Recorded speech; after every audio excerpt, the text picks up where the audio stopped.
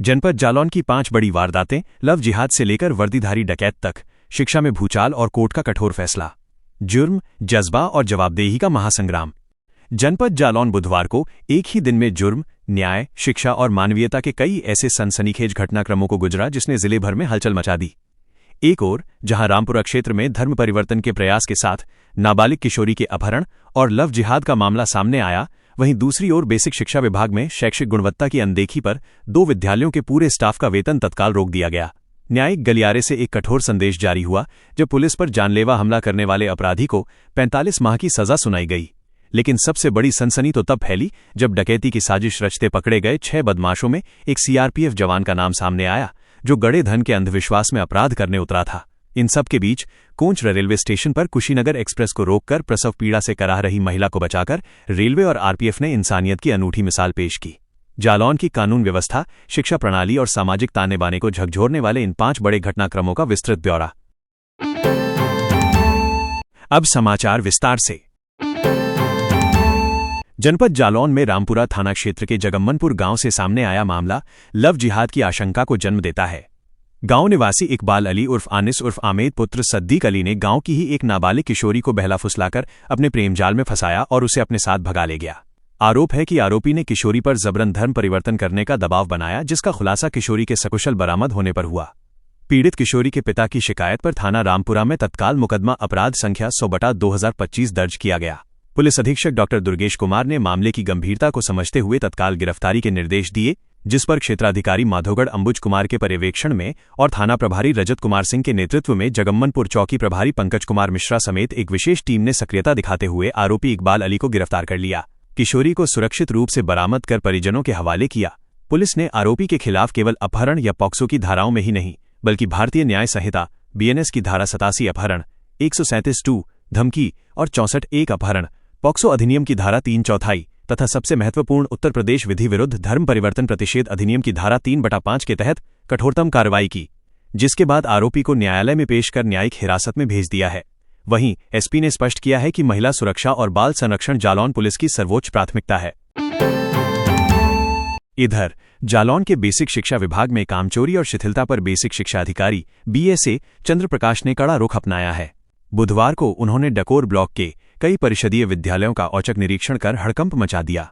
निरीक्षण की शुरुआत बनफरा स्थित प्राथमिक एवं उच्च प्राथमिक विद्यालय से हुई। 19 छात्रों के नामांकन के बावजूद मौके पर केवल 4 बच्चे ही मिले। इस अत्यंत कम उपस्थिति पर BSA ने गहरी नाराजगी व्यक्त की। इसके अलावा उन्होंने पाया कि शिक्षकों द्वारा बच्चों की डिजिटल अटेंडेंस लॉक नहीं की गई, शिक्षक डायरी अधूरी थी, विद्यालयों में मिड डे मील नहीं बनाया गया था और न ही कक्षानुसार शिक्षण कार्य योजना तैयार की गई थी। इन सभी गंभीर अनियमितताओं और शैक्षणिक गुणवत्ता की पूर्ण उपेक्षा को देखते हुए BSA ने दोनों विद्यालयों के पूरे स्टाफ के वेतन आहरण पर तत्काल प्रभाव से रोक लगा दी।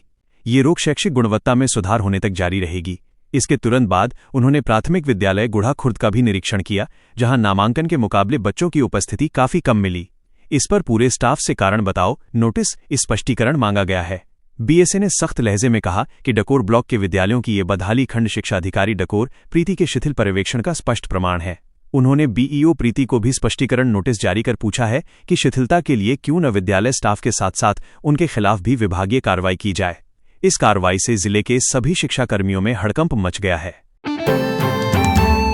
वहीं जालौन की न्यायपालिका ने कानून व्यवस्था को चुनौती देने वाले अपराधियों को एक स्पष्ट संदेश दिया। अपर जिला जज प्रथम सतीश चंद्र द्विवेदी की अदालत ने 3 साल पुराने पुलिस पर जानलेवा हमला करने के मामले में आरोपी को दोषी करार देते हुए कठोर सजा सुनाई। मामला 16 जनवरी 2022 का है, जब कालपी कोतवाली के तत्कालीन प्रभारी संतोष कुमार सिंह अपनी टीम के साथ गश्त पर थे, तभी उन्हें एक संदिग्ध की सूचना मिली। जब टीम ने रावतान जालौन कोतवाली निवासी भूपेंद्र यादव को रेलवे क्रॉसिंग के पास रोका तो उसने पुलिस पर तमंचे से जानलेवा फायर कर दिया। पुलिस ने जवाबी कार्रवाई में उसे पकड़ा और उसके पास से तमंचा और कारतूस बरामद किए। पुलिस ने 7 फरवरी 2024 को कोर्ट में आरोपी के खिलाफ चार्जशीट दाखिल की। कोर्ट में चले विस्तृत ट्रायल के दौरान वादी सहित अन्य पुलिसकर्मियों ने मजबूत साक्ष्य और बयान दर्ज कराए। मंगलवार को सुनवाई पूरी होने के बाद बुधवार को न्यायाधीश सतीश चंद्र द्विवेदी ने भूपेंद्र यादव को पुलिस पर जानलेवा हमला और सरकारी काम में बाधा डालने के आरोप में दोषी ठहराया। कोर्ट ने दोषी को 45 माह की कठोर कैद की सजा के साथ साथ 62,000 रुपये के भारी अर्थदंड का जुर्माना भी लगाया। उधर रेलवे ने एक बार फिर साबित किया कि वो केवल यात्रियों को गंतव्य तक नहीं पहुंचाती, बल्कि मुश्किल में उनके लिए देवदूत भी बनती है। दरअसल मुंबई के कल्याण से खलीलाबाद जा रही कुशीनगर एक्सप्रेस में एक महिला यात्री को प्रसव पीड़ा होने पर ट्रेन को कोच स्टेशन पर रोककर रेलवे और आरपीएफ ने महिला की जान बचाई। बता दें कि संत कबीर नगर के खलीलाबाद निवासी नाजिया खातून प्रसव के नजदीक समय के कारण अपने घर लौट रही थीं। मंगलवार रात जैसे ही उनकी 3rd AC की B3 कोच वाली ट्रेन झांसी से उरई के लिए चली, उन्हें अचानक तेज प्रसव पीड़ा शुरू हो गई। सहयात्रियों ने तुरंत रेलवे हेल्पलाइन नंबर पर सूचना दी। कोच स्टेशन पर त्वरित कार्रवाई के निर्देश दिए गए। ट्रेन के कोच पहुंचने पर आरपीएफ कांस्टेबल पिंकी और पॉइंट्समैन प्रकाश ने मोर्चा संभाला और प्रसूता को तुरंत ट्रेन से उतारा।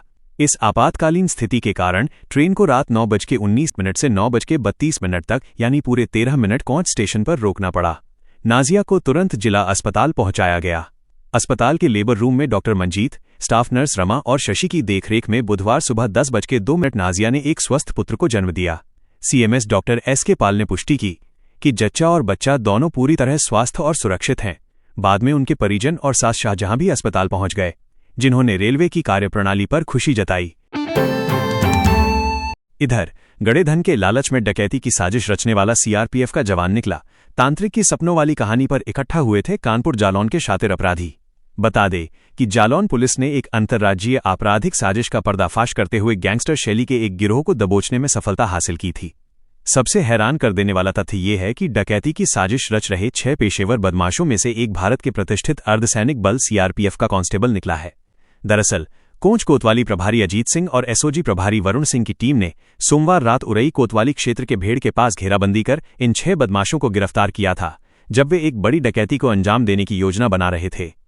गिरफ्तार आरोपियों में केशव सिंह यादव उर्फ सोनू जयपुरा उरई, अमरीश मिश्रा कानपुर नगर निवासी, उस्मान रसूल, इमरान उर्फ अफरोज, जुनैद और मोहम्मद नफीस शामिल हैं। गहन पूछताछ में पता चला कि आरोपी केशव सिंह यादव उर्फ सोनू, जो उरई का निवासी है, इस समय असम के गुवाहाटी में CRPF में कांस्टेबल के पद पर तैनात है। उसे इस आपराधिक दलदल में खींचने वाला मुख्य सूत्रधार जुनैद था, जिसे पुलिस ने तांत्रिक बताया है। जुनैद ने केशव सिंह को फोन कर बुलाया था और एक बड़ा लालच दिया था। पुलिस के मुताबिक जुनैद ने दावा किया कि उसे सपना आया है कि एक पुरानी हवेली में करोड़ों का खजाना गड़ा धन दबा है, जिसे खोदकर वे सब रातों रात मालामाल हो जाएंगे।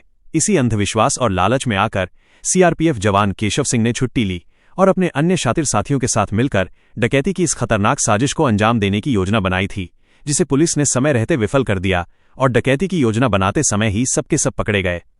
जरूरी सूचना, कृपया ध्यान से सुनें। अगर आपको हमारा काम, हमारी मेहनत, हमारी पत्रकारिता अच्छी लगती हो तो कृपया वीडियो को लाइक और शेयर करें। अगर आप ये समाचार फेसबुक या इंस्टाग्राम पर देख रहे हैं तो हमें फॉलो जरूर करें और यूट्यूब पर देख रहे हैं तो चैनल को सब्सक्राइब करें। आप हमारे व्हाट्सएप चैनल से भी जुड़ सकते हैं। आप हमारे व्हाट्सएप नंबर 9795212081 पर हाई या हेलो लिखकर मैसेज करें। मैसेज करते ही आपको चैनल लिंक मिल जाएगी, उसे क्लिक करके चैनल को फॉलो करें। आपको बता दें, व्हाट्सएप चैनल पर किसी को भी किसी का नंबर नहीं दिखता है, चैनल ऑनर को भी नहीं। तो सबसे फास्ट और लेटेस्ट अपडेट पाने के लिए तुरंत हमारे व्हाट्सएप चैनल को ज्वाइन करें। पूरा समाचार देखने के लिए आपका बहुत बहुत धन्यवाद। आभार। नमस्कार।